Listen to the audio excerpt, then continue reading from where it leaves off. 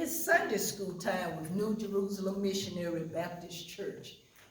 We're so glad that you're with us, and we're glad to be with you for this lesson. We missed our previous lesson due to weather, adverse weather, but we're so grateful for Reverend Marcus for filling in with us, for us, and doing such a fine job on our previous lesson. But we're back for one more lesson about justice for January. We're coming from Deuteronomy, the 24th chapter. And the title of our lesson for today is Justice and the Marginalized. Justice and the Marginalized. The marginalized. That's a big word meaning talking about people who are considered to be insignificant, unimportant, people who are powerless. Those are the ones they call the marginalized. How can somebody that's considered insignificant or unimportant or powerless get justice? Well, we'll find out in our lesson for today. A brief background. Our lesson is talking about the haves and the have-nots. Tyler Perry had a television series out entitled The Haves and the Have-Nots, dealing with the weekly program chaos of these different families, and was there for our television entertainment. But we're not dealing with stuff like the haves and the have-nots. We're talking about day-to-day, real-life problems of people in the agricultural community.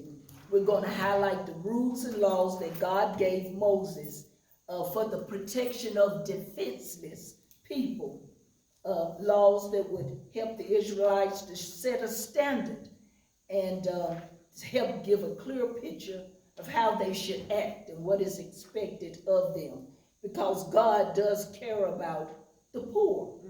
Again, come from Deuteronomy, the 24th chapter, and we're going to start with the 10th verse. And it says, "When thou dost lend thy brother anything, thou shalt not go into his house to fetch his pledge." Now, what was this pledge they're talking about? Pledge was collateral or security for debt, something that was offered to a lender to keep until the borrower could pay them back. In verse 11 says, "Thou shalt," instead of going in the house, God is telling the lender that thou shalt stand abroad, and the man to whom thou dost lend shall bring out the pledge abroad unto thee. Verse 12, "And if the man be poor, thou shalt not sleep with his pledge. In any case, thou shalt deliver him the pledge again when the sun goeth down, that he may sleep in his own raiment, and bless thee, and it shall be righteousness unto thee before the Lord thy God." Now, as I said, the pledge was the collateral that you would give to the lender, saying, you can hold on to this until I pay you back. But some people were so poor that the only thing they had to offer was a cloak, outer garment that the everyday people wore. It was something about as big as a sheet with a hood. And during the colder weather, the people could wear this outer cloak to keep them warm. And then at night, they would wrap up in it to go to sleep. They were just that poor that they would offer this cloak. Well, what verse 12 and 13 is saying, that if this is all the poor man could give, and the lender takes it, that they need to give it back to the man so he has something to cover up at night. That's mighty poor if all you've got is just your bed clothing to offer. But God gave them this law to show them how to show their brothers love if they have to borrow something. And in your 13th verse, now the marginalized are considered people who are powerless.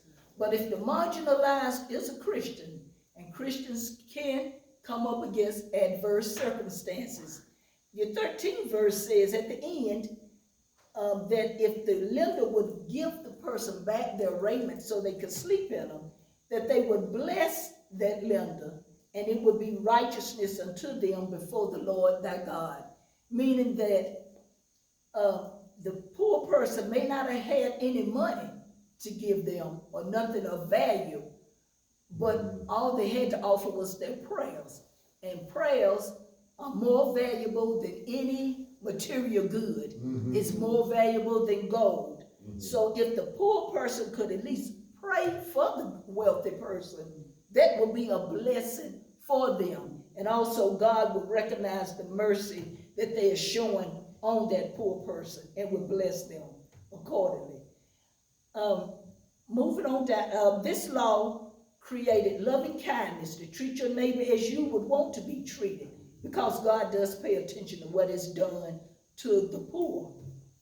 Verse 14 says, thou shalt not oppress a hired servant that is poor and needy, whether he be of thy brethren or of thy strangers that are in the land within thy gates. Meaning that whatever they do, they should treat the Jews and the Gentiles with consideration. 15th verse, at his day thou shalt give him his hire, neither shall the sun go down upon it, for he is poor, and setteth his heart upon it, lest he cry against thee unto the Lord, and it be sin unto thee. This is concerning day laborers. People were paid by the day. God is telling them that they should pay people before the sun goes down, because the people need their money. Poor people were living hand to mouth, and every penny counted. So he was saying, make sure you go ahead and pay them. If not, at the end of the 15th verse, if he cried against the man, if he went to the Lord and prayed about his problems, God would see that that wealthy person is mistreating the poor person and would deal with them accordingly. Verse 16 says, the fathers shall not be put to death for the children, neither shall the children be put to death for the fathers. Every man shall be put to death for his own sin. There's an old saying about every tub standing on his own bottom, meaning everybody have to be responsible for whatever they do. This verse saying there should be no generational penalty. Each person is to be treated individually. Now, the Israelites were surrounded by heathen nations, and God didn't want them picking up any of their customs. And what the heathen nations would do, if they couldn't get to the parents, they would punish the child. And if the child did something wrong and they couldn't get to the child, they would punish the parents. So what God is saying, he didn't want them to do that. Judge each person individually. Let everybody be responsible for their own wrongdoing. So this verse is to make sure they didn't act like the heathen. Verse 17 says, thou shalt not pervert the judgment of the stranger, nor of the father, nor take a widow's raiment to pledge. Saying here, don't twist or be in judgment to favor the preferred person, and not that widow's raiment, that's widow's clothing. Don't take that as a pledge or as collateral. Back during this time or in this culture, women without a man in their life were really at a disadvantage, because jobs were not plentiful for women during this time. So if you had a widow, one without a husband, or without a father or a brother, or a nephew or uncle or somebody to take care of her, she would be in pretty bad shape. So he is mentioning this about going the extra mile of the way for the widows. Make a special step for them. Verse 18, but thou shalt remember that thou wast a bondman in Egypt, and the Lord thy God redeemed thee thence. Therefore I command thee to do this thing. The Israelites were not to forget where they come from, how God brought them out of Egypt. Since they knew what it was like to be oppressed, God did not want them to be oppressive. They knew what it was like to be marginalized. The Israelites had gone through slavery for over 400 years, generation after generation, had suffered through slavery in Egypt. So they knew what it was like to be considered unimportant, or to be considered insignificant, or to be powerless. and to be taken advantage of. And since they had experienced that, that should have given them mercy to show for somebody else. Now that God had lifted them up and taken them to the promised land, and they were blessed and doing good, they didn't need to forget where God had brought them so that they would know how to treat poor people, because they had been poor. So God wanted them to be mindful of that in this new land. Now, our last three verses, we've got it's a short book in the Bible entitled Ruth, comes right after Judges. And it tells the story of how a family left Judah during a time of famine. There was no rain, so nothing's growing. And of course, the rain, it did look better. Instead, they moved to Moab, which was a heathen nation. This man moved his wife and his two boys to another country because it was better there, where it was raining there. And while there, he died, and his two sons died. Of course, the sons married some women there. And as I've said, it was tough on widows going through that with no men in their life. So the older woman said, I'm going back home. I'm going back to Judah, which where family and friends are. And she told her two daughter-in-laws, who were without husbands now since both her sons was dead, that they could go on back home. One did, but one decided to follow her mother-in-law. She didn't want to go back to serving an idol god. She loved Naomi, and she decided to follow her to Judah, where you got two widows showing up in Judah. How are they going to make a living? Well, these next three verses shows how Ruth made that living. If you go and read that book, Ruth is a very short book, but tells a very loving story. And it's because of these verses that they were able to survive.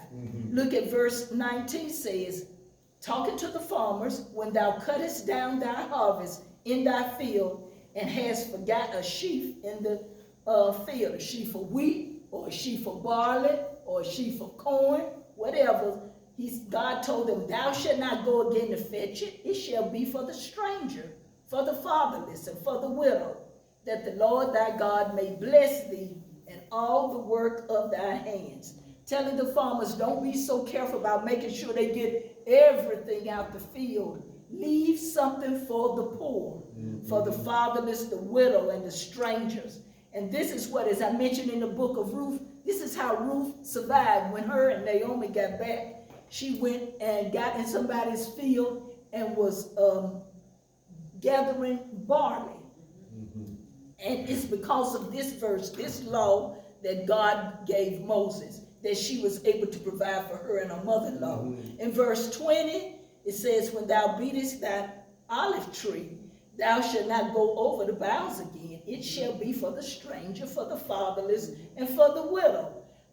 During this time when they had an olive crop, what they would do is spread a big cloth under that tree, and then a man or whoever would go up in the top of that tree, and they would beat on the branches, knocking the olives off. It would fall on the cloth, and they could gather it up. And what this verse is telling them, don't try to knock off all the olives. Just leave some for the poor to be able to gather.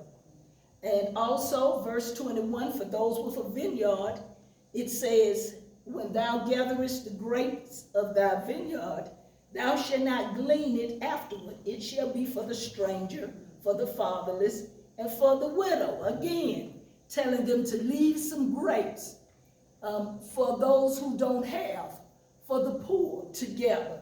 So these three verses, just talking to the farmers, telling them, don't be so anxious about going and making sure you pick everything in the field.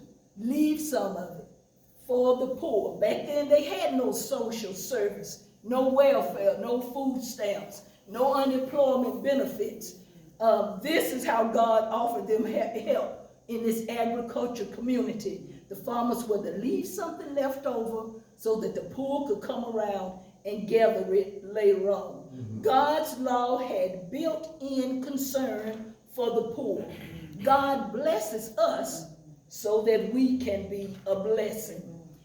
Jesus told his disciples in Matthew 26 that we would always have poor with us.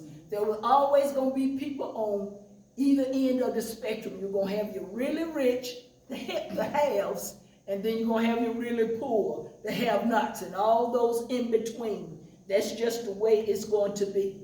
And also in Matthew 25, it tells of when we stand in judgment in heaven, that God is going to reward and punish those where he said, I was hungry and you fed me. I was thirsty and you gave me drink.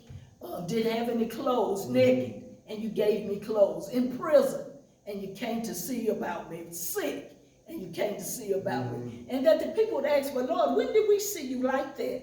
And that he would say, as much as you did it to the least of mine, you did it unto me. So this is God saying that when you show kindness to the poor, it's like you're doing it for him. Or if you don't, it's like you didn't do it for him. Inasmuch as you did it or did not do it to the least of these, you did it or did not do it for me. Now, as we know, the Bible tells us that man born of a woman is of a few days that's full of trouble. So we're going to have problems. Now, as a Christian, as I read the Bible, Lord, some of the Bible I can just get with, and then there's some that just trouble me. Because, of course, my brain is not elevated like the Lord, so I don't always understand why he does what he does. And there's one story in the Bible that would trouble me. It's in Luke, the 16th chapter. Jesus told this story of a beggar named Lazarus and a rich man. And that story troubled me. Now, I have no problems with the ending of the story, where it tells about the poor man, Lazarus, going on to heaven, which I know that will be our place. If we accept salvation, we get to go to heaven and live with God forever. And it tells about the rich man ending up in hell, which there's nothing to be glad about. It's a tragic story of how what would happen if you don't accept God.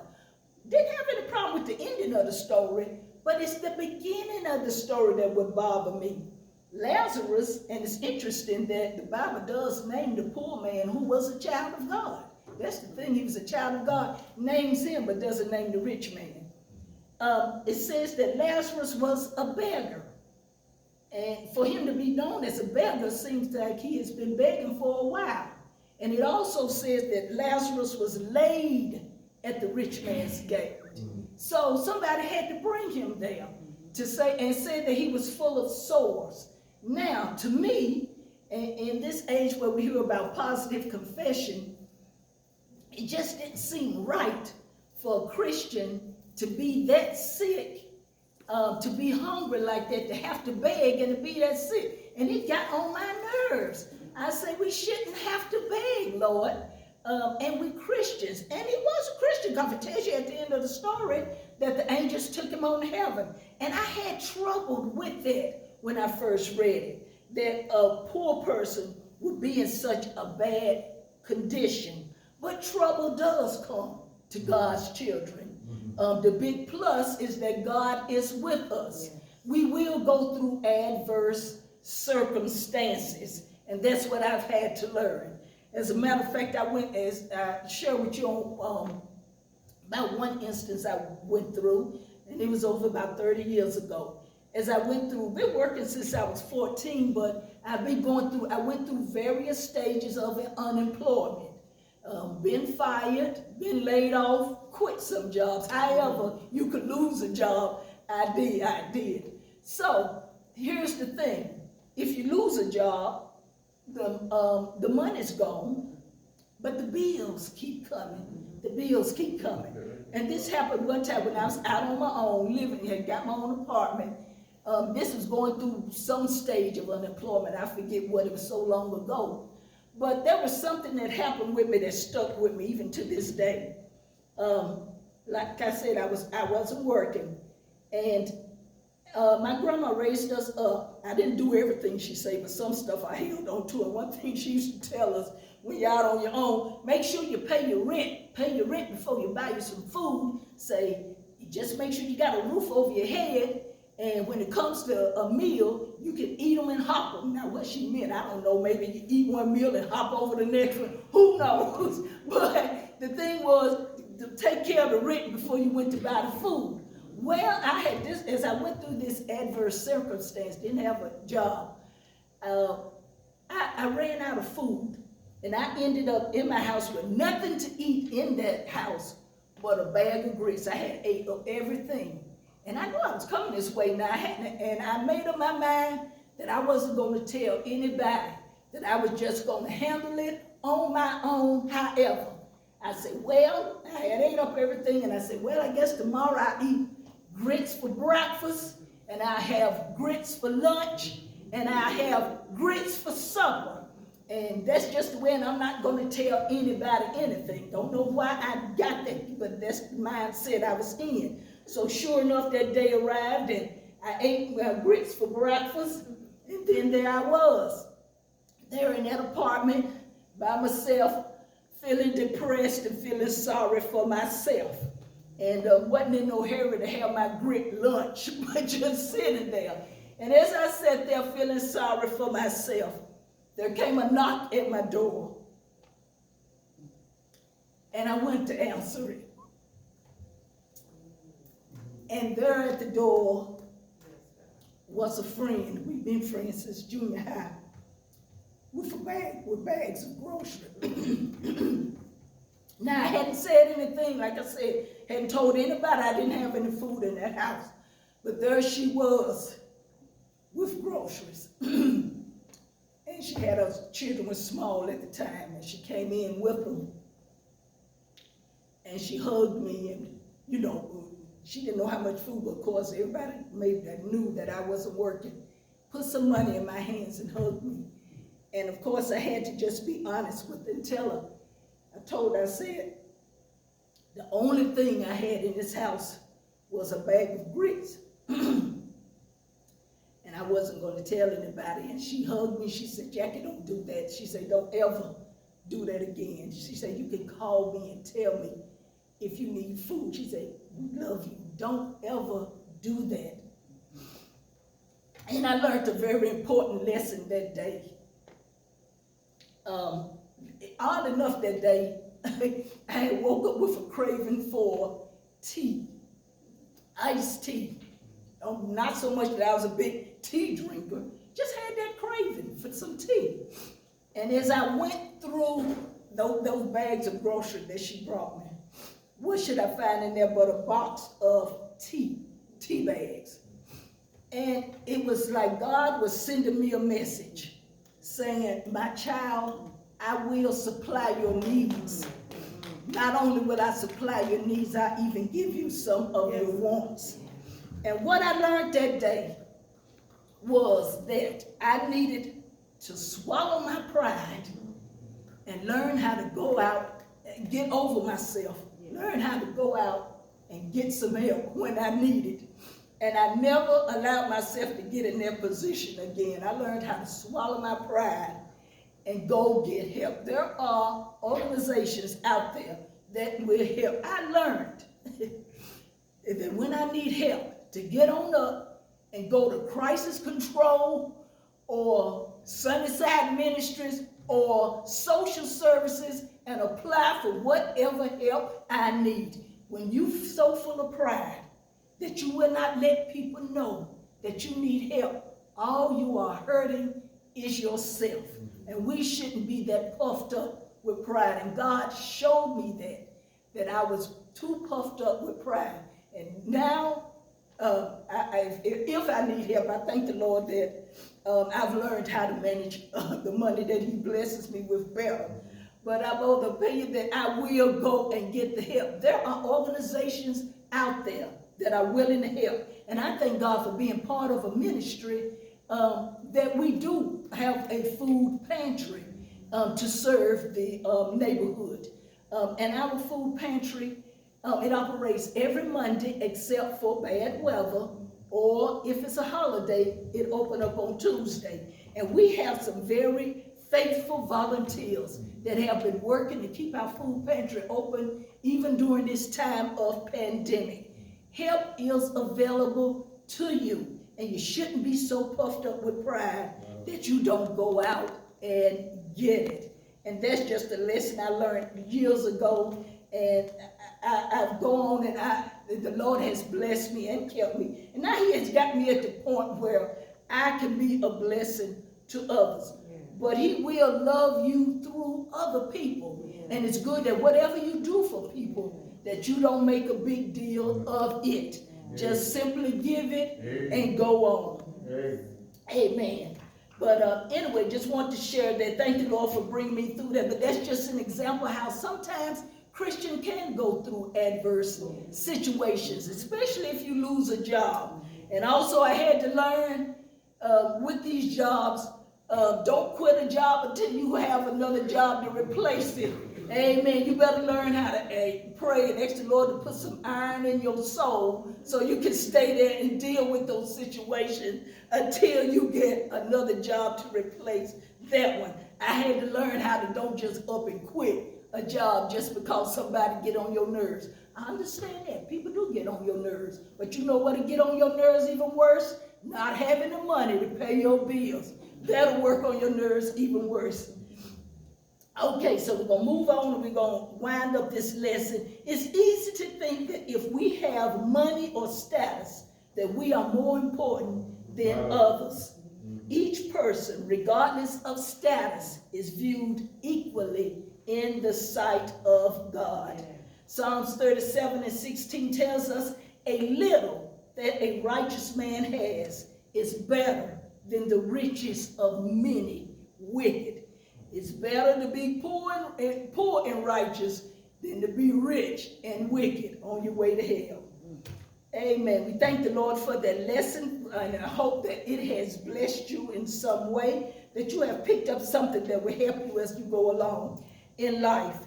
And hopefully that if you're one of the folks that have, that you will be a blessing to others, and that you won't look down your nose. You have to be careful about looking down your nose at people, because you could very easily go that way. Yes.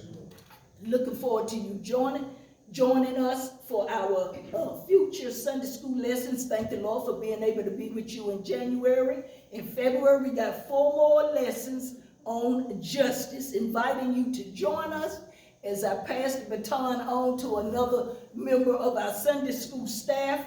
We got a really good lesson for our next one, so our next lesson is going to be a really good one. So inviting you to join us. Come on back and join in with us for some more of God's word. May God bless you and keep you, and may you be a blessing to someone else.